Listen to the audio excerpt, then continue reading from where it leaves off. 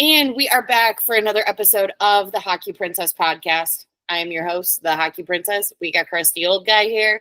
Couple of reminders, as we do before the start of every show. If you're going to a game at the end of this season, or if you're planning to go to one next season, be it Chicago, Rockford, Indy, juniors out in Geneva, or wherever you are, please wait for the whistle. Do not get up while the puck's in play. The food will still be there. The bathrooms will still be there. The beer will still be there. Please do not try to get back to your seat while the puck's in play. Even if you're on the aisle, it just blocks the view for the folks around you. It's just a nice thing to do, is to just wait.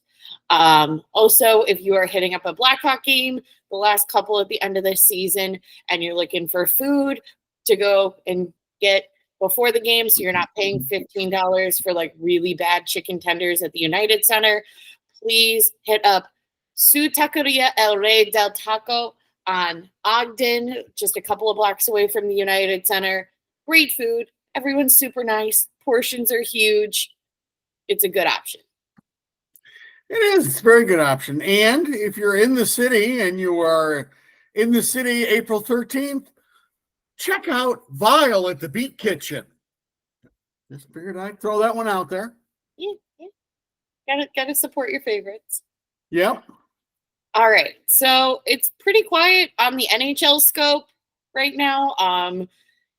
Really, from now until the playoffs, I think you've got teams broken down into three different categories.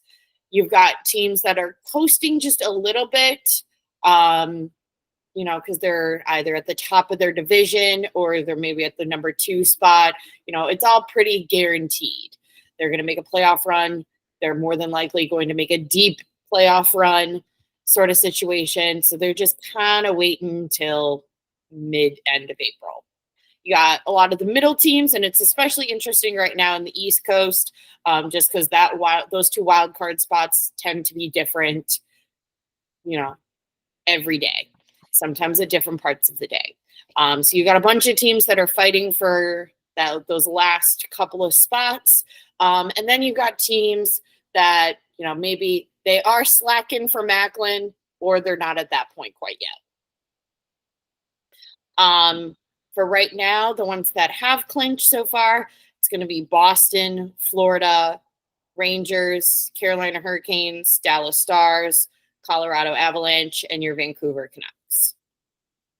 Everybody else, it's kind of just in free-falling limbo. A lot of the third spots have not been clinched yet, and same with the wild card. I have a feeling, especially with the wild card, especially in the Eastern Conference, it's going to come down to the last couple of games, if not the last game. Yeah, the East has been quite wacky because, especially for that last spot, it seems like nobody wants that spot. Yeah. Because everybody vying for it is losing. So. All very interesting. Vegas update, Tomas Hertl should be back by the end of this week, beginning of next week for Vegas. And still somehow they're not in salary cap issues. It's wild. Yep, they do it right. Do you have anything on the NHL scope? I don't think so. The only other thing that was on the NHL scope is Colorado signed somebody, but I can't even remember. It's nothing to worry about. Oh, the NHL scope, I will say, now that Minnesota has been knocked out of the Frozen Four, Jackson Nelson, who is definitely a key piece for the University of Minnesota team, was signed by the Boston Bruins.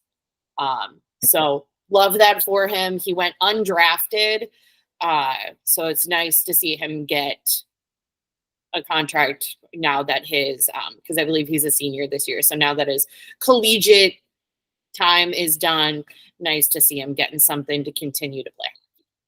Yeah, and there's also one of the guys from however you say that team that won last year. Quinnipiac? Yes. I don't know if that's the correct pronunciation, but it's a pronunciation. Well, it's a pronunciation that's better than I would do, so that's why I just pass it to you.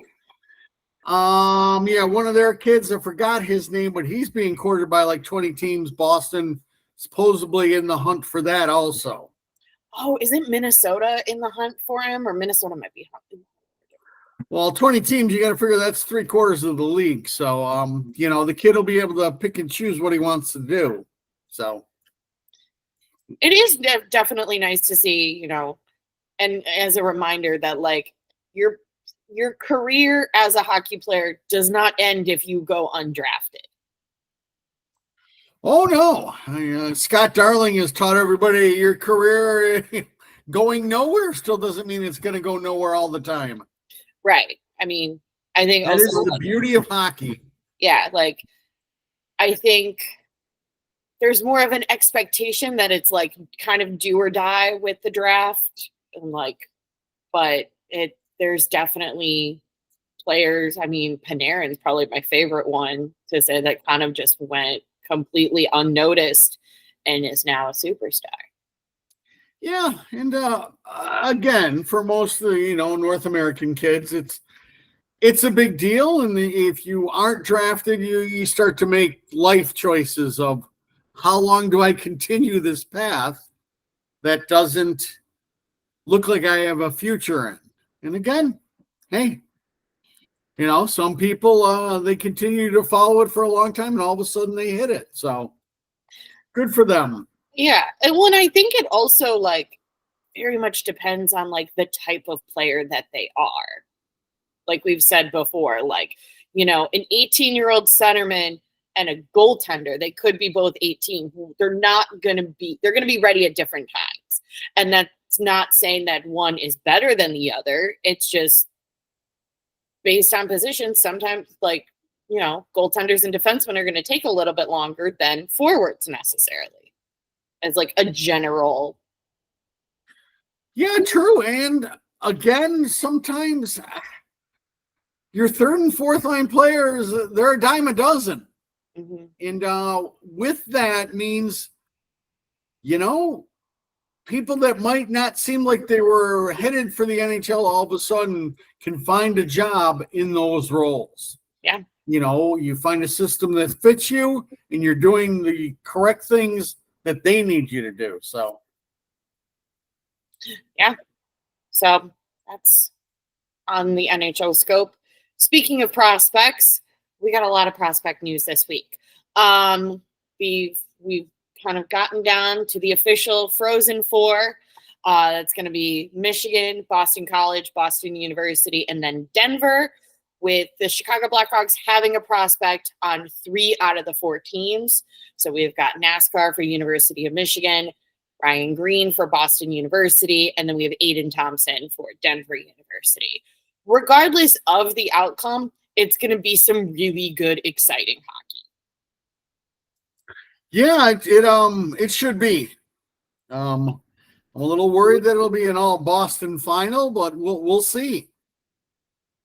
And it might be, but I think the players that are on Boston University, cough, cough, Macklin Celebrini, and, the USN TDP kids that are on Boston College, I think it's a Boston finale this year and maybe next year, but I don't see it being that they're dominating the NCAA long term, because I don't think any of those guys are really playing at the collegiate level for a while.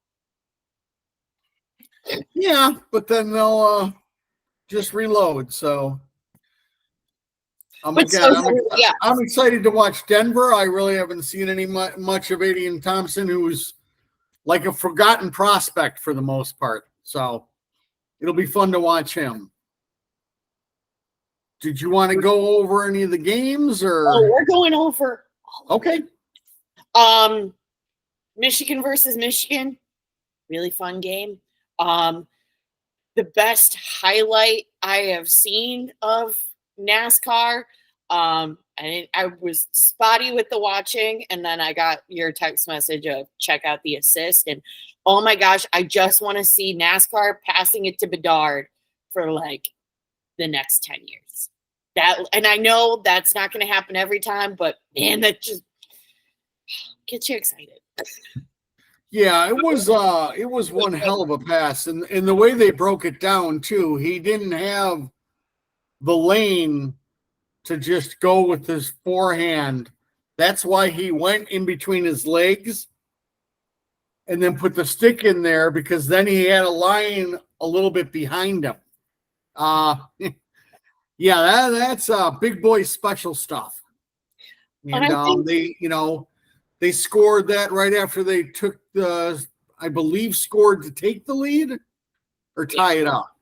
Yeah, they took the lead 3-2, and that made it 4-2 seconds later after the third goal. So I think also one of my it's becoming one of my favorite things about NASCAR is just the creativity to make, even if he's not the one putting the puck in the net, the creativity that he has to set something up with his line mates.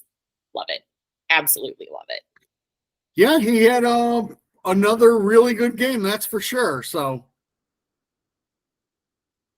it's been good. Also, sad that was the last game I'm going to see my favorite draft pick in, but that's okay. Might not be. You never know. He might go back for one more year. No, I just meant this season. Gotcha. Oh, I figure, if we draft him, he'll go back for another year. I figure, because we have the defenseman, but I think that's more depending on who he goes to. I don't see San Jose being no, because San Jose can use everything. Yeah, but again, you don't want to rush him. So, but hey, we'll see where he's drafted at. That's true. To Chicago, hopefully. With that, Oliver Moore or Minnesota got knocked out. Unfortunately, it means Oliver Moore and Sam Renzel are done for the season. Minnesota tried. I definitely want to give them the credit, because Boston University is a very, very skilled team. Macklin Celebrini is a very, very skilled player.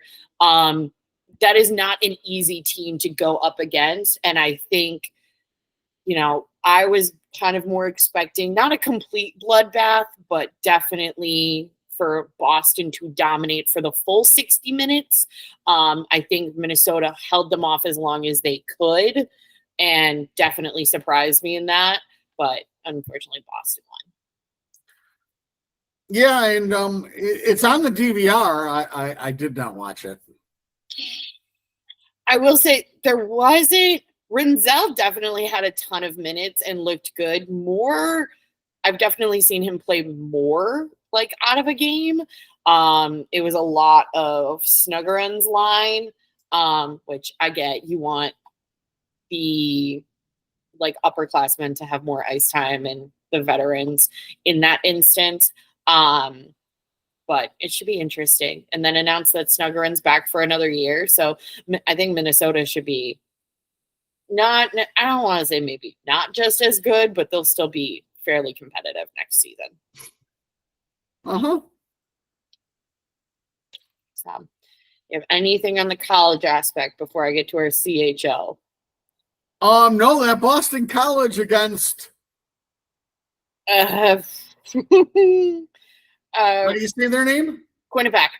Yes, that was a phenomenal game. Phenomenal. Very, very entertaining. Ryan Leonard is awesome. Yeah, Ryan Leonard took over, put the team on his back, but that went back and forth. And however you say the name of that team, they're well coached. They play really well together and get everything they can out of each player. They're definitely not. They were probably the least talented team out of the final 8, but they were hard to handle. So, kudos to them. It led for a very, very good back and forth game until Boston College took over at the end. That's what's up. Also, just a little bit of news. The college hockey transfer portal has opened, which I learned about today. So I'm going to talk about it because I learned about it. So I want other people to learn. So it's this weird thing that apparently just came up during COVID. And it's kind of like college hockey free agency is how I understand it in my brain. So a player can choose to enter it, and then he is available to other schools, other junior teams, and kind of gets to navigate going somewhere else. Like I said, typically it's transferring from one college to another. There are players that opt to go into juniors, be the USHL, the BCHL. Some notable ones that I've seen so far is Chicago Blackhawk prospect Dominic Bassey entered and has transferred from St. Cloud to St. Lawrence. Then Charlie Stramel and Matthew Wood, who were draft picks this past year, have entered it. I have not checked to see the results of that yet. Definitely thought it was interesting that Stramel changed because Stramel is at Wisconsin, and Wisconsin's still like a semi-competitive, not to the level of Boston, Michigan, or Minnesota, but, they're still consistently trying to compete for a spot for the Frozen Four, or at least, they're there. So I thought that was interesting. Maybe he's thinking that he could make the jump into one of the bigger discussions for like a bigger, more competitive team. But that should be interesting. But yeah, I had no idea about it. Yeah, well, you've got one of the kids on Michigan. He was a transfer from, I believe, either BU or BC last year. So a lot of times it's just you're not getting the playing time that you might want. Things aren't working out well at the school, and now in college you're just allowed to jump. Now, they've always had the ability to go to the CHL or the U. Okay. At HL. I mean, it's no different than they decided to drop out of college. Right. So they've always been able to do that. It's the transferring from each college that is kind of new to the game. And again, it makes everything just harder for a little program. So we'll see what happens with it. Interesting. Again, the Wood one's kind of interesting to me. Yeah. Because he was one of the players that everybody had talked about that would be ready in like a year or two anyways. They figured he was a lot more mature than everybody else, but we'll see. All right, let's get into some CHL prospects real quick. Starting off with crusty old guy's favorite, Paul Ludwinski. Currently, the Kingston Frontenacs are struggling in this first round. Very, very surprising. They're down 1-3 in the first round against North Bay Battalion. But a couple of points. We've got 1 assist in game 2, and then a goal and an assist during game 3, and then a goal tonight for game 4. Very surprising. Yeah, and I believe games 3 and 4 were at wherever the Care Bears play. Mm-hmm. And losing that one tonight was huge. Maybe they're just trying to get swept so Ludwinski can just jump to Rockford for the playoffs. I don't think so. We can dream that he'll be there for the playoffs. Sure we can. Next up, newest Blackhawk signing, Nick Lardis, who just signed his entry-level contract today. Lardass. Yeah. Signed his entry-level today. Currently, Brantford Bulldogs are down 1-2 in the series.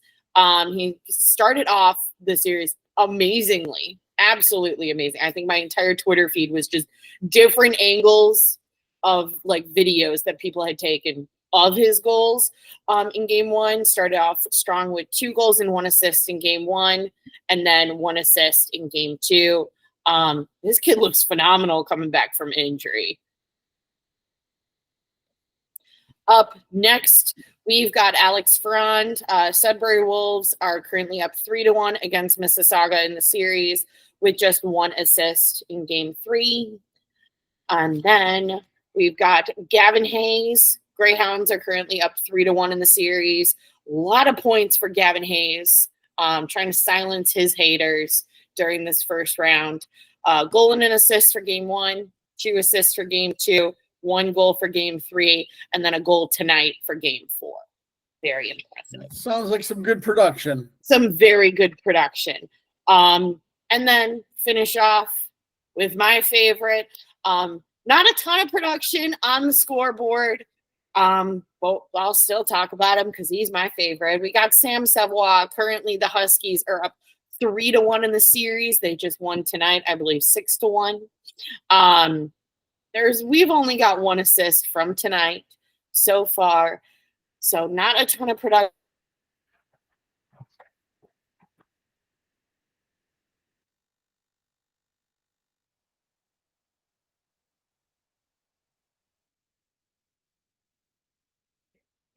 Oh, good golly, Miss Molly.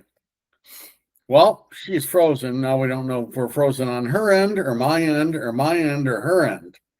We're hoping she comes back because right now she's just frozen. I'm sure she's still continuing to talk and keeping this show alive. I don't know how this is all going to end, everybody. I'm going to have some water. Pressure's not on me. I'm getting a text, though. That can't be good.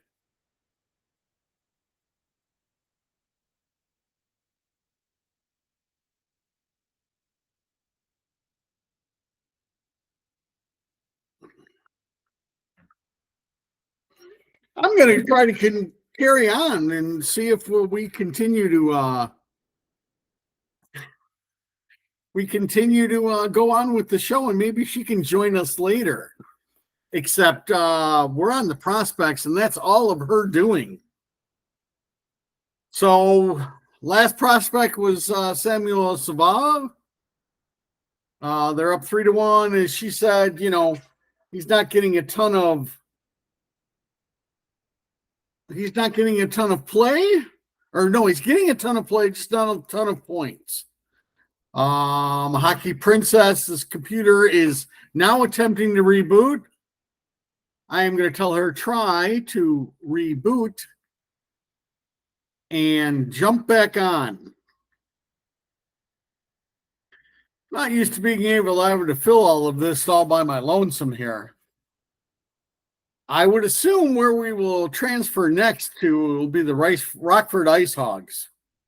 So, why don't I pull up what they're doing? We already know that Jason Starborough has been on a tear, a 10-game win streak, so that's pretty good. Hopefully she gets back on soon because she's got all the notes for this. I really don't have any notes. You guys are all finding out. You're all finding out. Yes, they're all finding out, my woman, that I don't do any of the research. Because, well, I don't do any of the research. It's a lot of work. I got a lot of things to do. I'm very busy. You don't have to tell them I don't have a job. Just because I don't work doesn't mean I'm not busy. And kids out there, something to live by. Just because you don't have a job doesn't mean you're not busy. There we go. See, now Hockey Princess is back. Hockey Princess, I've been trying to fill airtime, but it just probably sounds like blah, blah, blah to everybody because I really don't have any notes to go through anything. So we've decided we're setting it up for Rockford, and I'm getting really worried because you're not moving again. Why won't you move, Hockey Princess? Why? All right. I guess I'm going to have to go on to Rockford until Hockey Princess figures it out, or else she's going to be very angry. When I say very angry, I mean like very angry. All right. There she is. She's back again. Did you want to start with Rockford?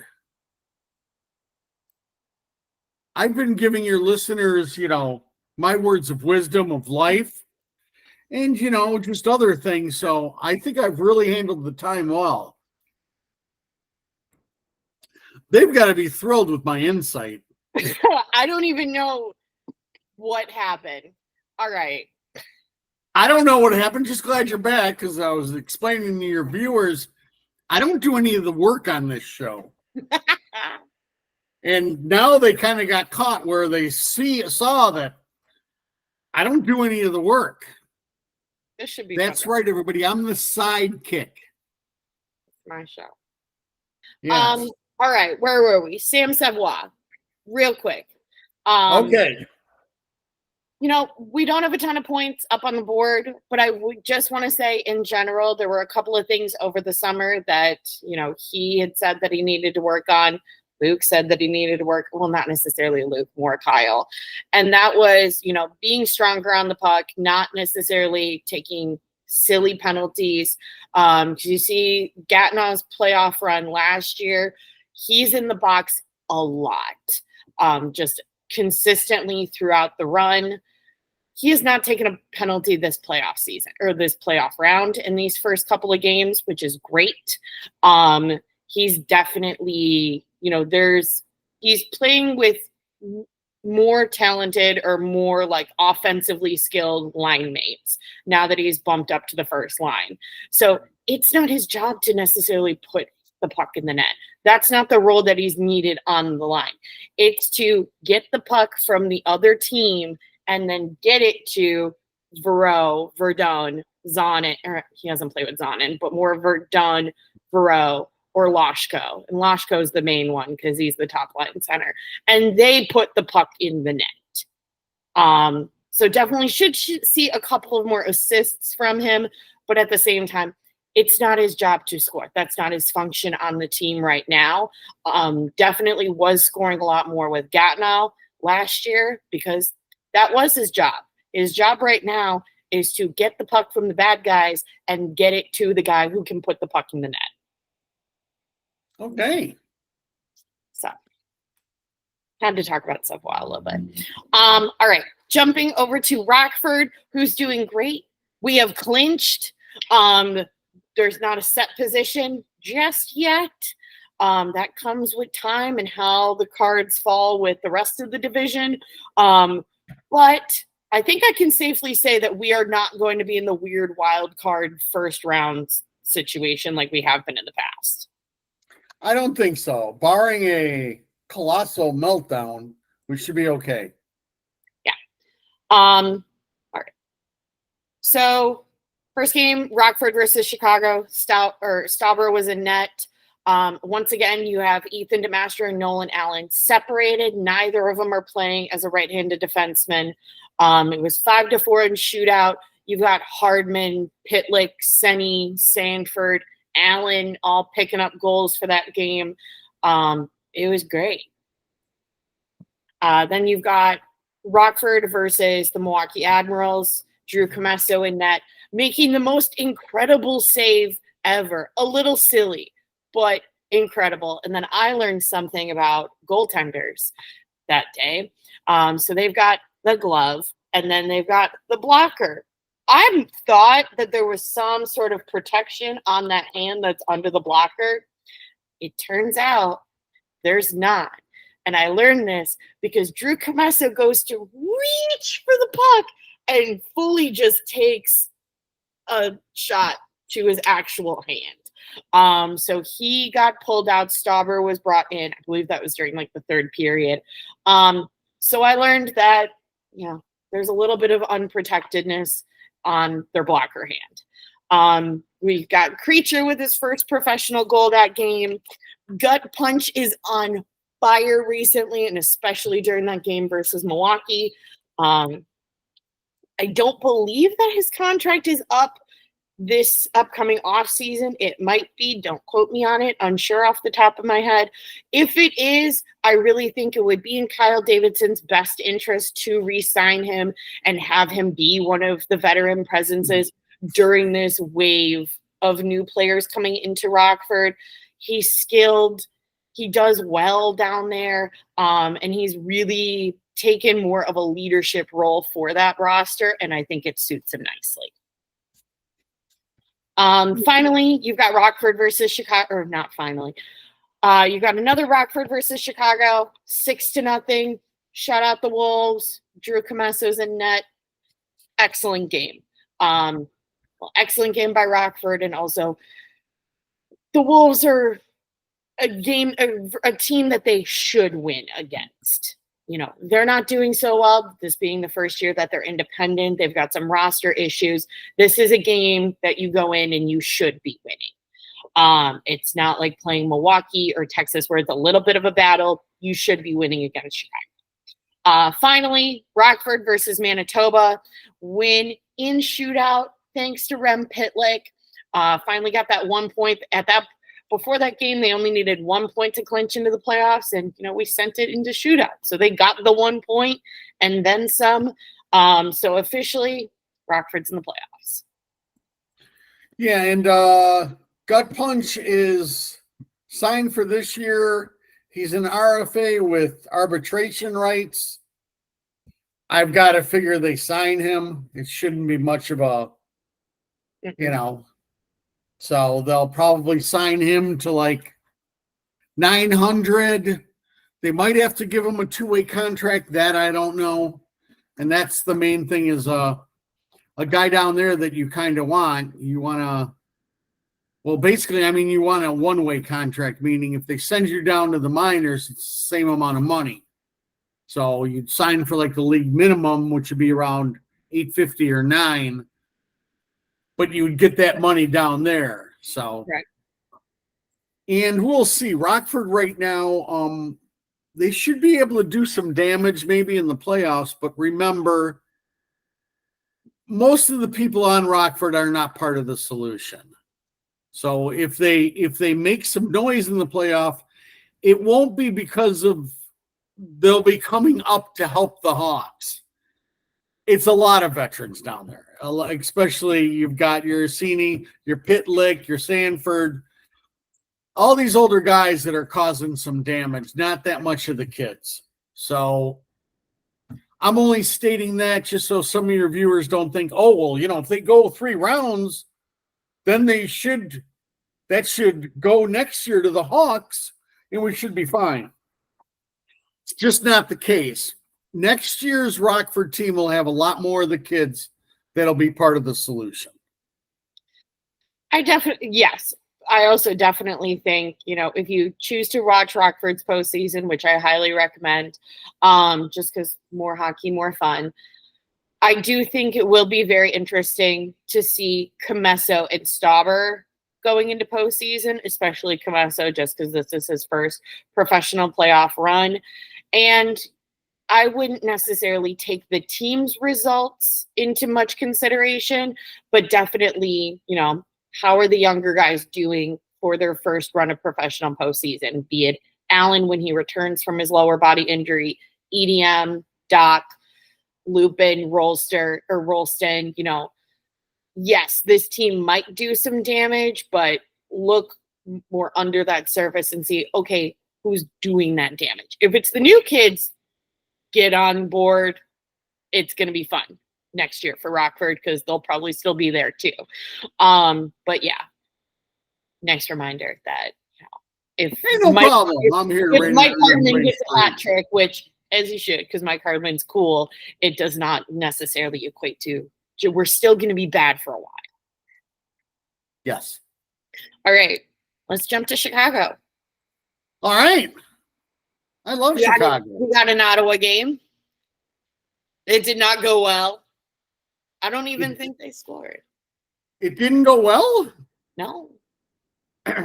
Okay, it didn't go well. I very much remember if we win or lose against Brady Tkachuk. Yeah. Well, it was 2-0. It wasn't awful. It wasn't great either. They can't put the puck in the net. So they struggle. Keep the puck away from their own net. I'm looking at you, Magna, for the second Islanders goal that literally bounced off his leg. Looking down like, where did it go? Yeah. And what are you going to do? They're They're bad. They're bad. All right.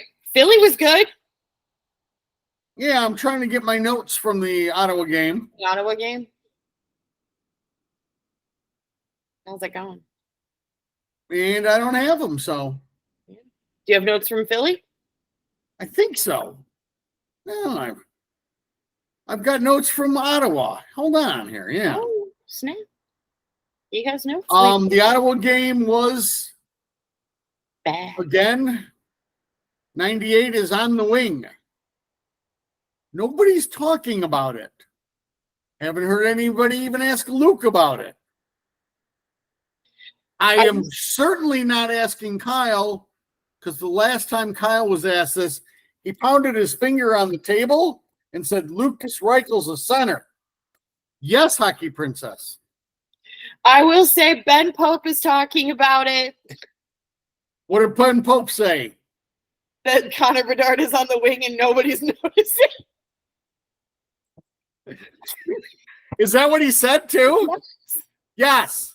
Because the only people that really follow the game are right here on this show. Yeah. Yes. Well, Ben's job is to ask Luke about it. So Ben, do your job too. This is now Ottawa was the second time in 3 games. Yes. I would like to say Connor Bedard moving to the wing. I think there is a little bit of judgment that being moved to the wing is demotion's the wrong word, but it's something that something's bad against the player that they can't be center. This could be what he needs. I don't think it's the long-term solution, but why not have him do both a little bit? Does he need to be center 100% of the time? No, because we're really bad regardless. Yeah, I don't know exactly what they're doing, as I said. My problem being that nobody's even talking about it or asking about it. Because it is slightly a big deal. Yeah. If you make the decision that he is a winger, well, now you don't have a number 1 line center or a number 2 line center. It becomes important in how you go forward with this ball club. That's for darn sure. So, but the Ottawa game was it was the second in 3 games, and we'll go to find out that he has played center since that game also. And again, they went through the motions, blah, blah, blah. They tried a little bit, didn't try. Weren't really all that interested. Yeah. So, there you have it. All right. Philly. I believe Bloom was in net for Philly, right? Mm-hmm. Yes. Okay, go on. You want to go to the Philly game? Philly. Our Washington Capitals fan that listens to us wanted to say thank you to the Blackhawks for beating Philly because it helps them with the wild card situation, but not really because no one out of those 3 teams really wants the second wild card spot because everybody's losing. That's a true story. What are your? You want to go over the game, or you want me to? You can. I can. I did most of the talking aside from your rambling when I got cut out. Okay, let's see. Trying to find my notes. We could be here for a while. Huh? Nothing. Wow. Basically, it was a really fun game. It's a Torts team, which meant they at least were going to play physical. Because as they, I'm sure, have all found out, if you just throw your body in front of people, then it'll, for the most part, keep Torts off your back. You just act like you're doing recklessly abandoned stuff. And you have frozen again, and it's frightening. You're back. Okay. You have frozen again. Bloom with a very good game. All right. So we win against Philly. Am I frozen? Yeah, you were frozen too. Holy cow. I'm going on about Philly, though. Is that okay, or you want to take over now? No, go ahead. Go ahead. That's what I thought. I cannot wait to hear how bad this one is. Can't wait till we get our interns. Bloom with a really good game. I've also got here in my notes, I'm not sure who was wearing 27, but he looked good. Of course, that's your Lucas Reichel. Reichel looked like he might belong on a third or fourth line, which we'll talk more about him in the offseason. What? That's okay. Yeah, we're not going to blame Reichel for being a third or fourth line player. We're going to blame all the individuals that when he was drafted coined him the next Patrick Kane. It's your fault, not the kids. I got Kaiser with a good game. He was really getting to the spots early, and then making good decisions in his last night's game shows you again. Kaiser's still a guy who it's going to be like Korchinski, good, the bad, and the ugly, except I think Core just can't wait for this season to get over with now, but we'll talk about that after the Islander game. Yeah. And again, for the third goal, a great win by the Dick to get the puck going the other way. And the only other thing I got in my notes is we better enjoy this win because it'll probably be the last one for the year. And then we lost to New York. Yeah, and then we had last night's game, which I will like to say, win or losses are bad. However, when you're trying to score against Sorokin, it's a little difficult, especially when we're this bad. Well, we've also gone out 12 times against multiple of goaltenders and not scored anything. So I think it's more us than Sorokin. Right. And he hasn't played all that great this year. And again, did they deserve to lose? Yes. No, they didn't play terrible enough. The second goal, what are you going to do? There's a partition that's sticking out. The puck goes a wacky way. It's a fluke goal. So, again, they showed some fight, not a lot, just enough to make it respectable. Yep. They're ready to dial this thing in. Again, this is another game that Connor Bedard is on the wing. And the more you say it, the more I enjoy hearing Ben Pope say it, that it's how nobody talks about it is beyond me.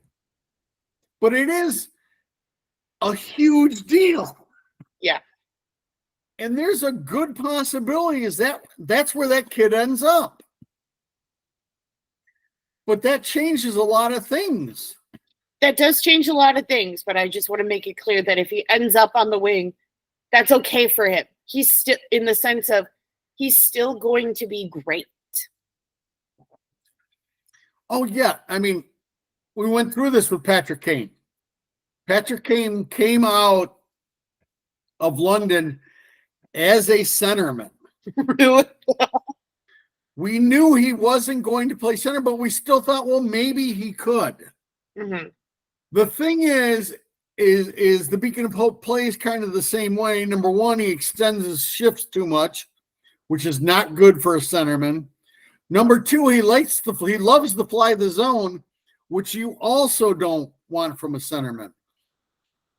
So if the Hawks all of a sudden, some crazy reason decide maybe the disciplined game of playing centerman isn't the best spot for him, it's not the end of the world.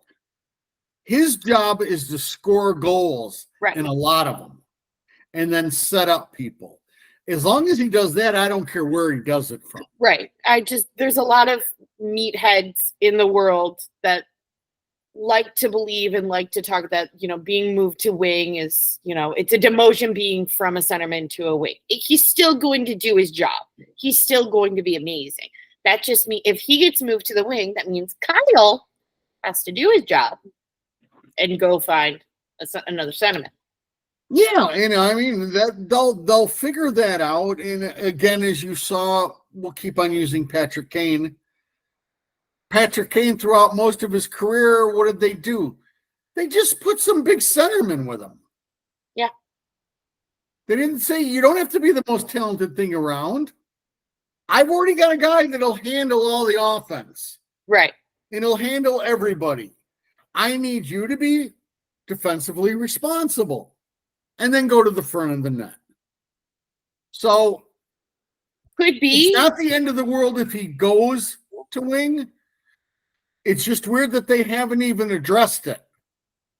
Right, because it could easily be, and I know you're going to say, we don't know. It's a lot of hypotheticals. But in a pretend hypothetical world, there could be a Bedard off the wing of Oliver Moore.